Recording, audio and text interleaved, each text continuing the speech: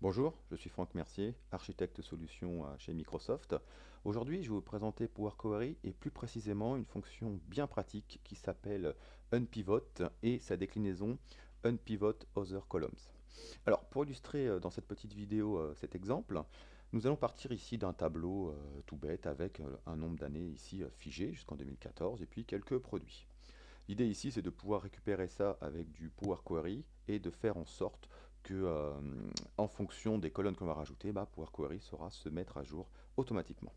Donc ici, ce que je vais faire, je vais donc partir de Power Query et je vais demander d'aller chercher les informations à partir donc d'un fichier Excel.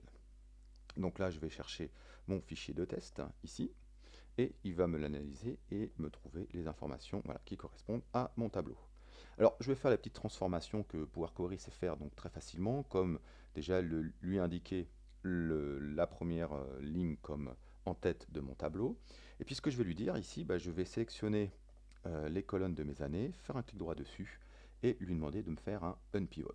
Et donc là, je vais me retrouver ici avec un tableau donc, qui a pivoté sur les années. Alors, vous pouvez voir ici la formule utilisée. Et ce que l'on constate tout de suite, c'est que c'est tout simplement coder dans le dur le nombre des colonnes que j'ai utilisées. Ce qui fait que si je veux rajouter la colonne 2015, la requête Power Query ne sera pas se mettre à jour. Donc ce que l'on va faire ici, on va tout simplement la modifier.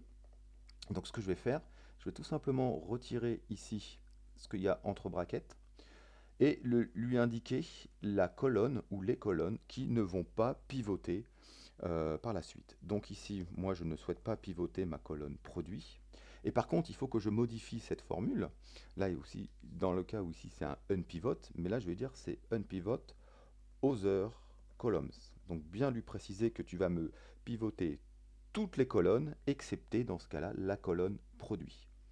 Ce qui fait que si maintenant je valide ma requête, voilà, je vais donc me retrouver ici avec un résultat Power Query qui sera donc identique à ce que va me donner mon tableau. Maintenant, qu'est-ce qui se passe si jamais je rajoute une colonne dans mon tableau? Donc je reviens sur mon tableau ici, puis je vais dire, voilà, maintenant j'ai eu des informations pour 2015. Donc je vais rajouter ici des ventes pour mes produits. Donc je vais bien sûr sauvegarder mon fichier. Et si maintenant je remets à jour ici mon Power Query, donc là je vais lui demander de me faire un refresh. Donc je vais voir apparaître maintenant les années 2015 pour mes guitares et mes basses. Donc là je viens d'illustrer cette nouvelle fonctionnalité qui est unpivot other columns pour justement pivoter de manière dynamique les tableaux en fonction des nouvelles colonnes que l'on va rajouter.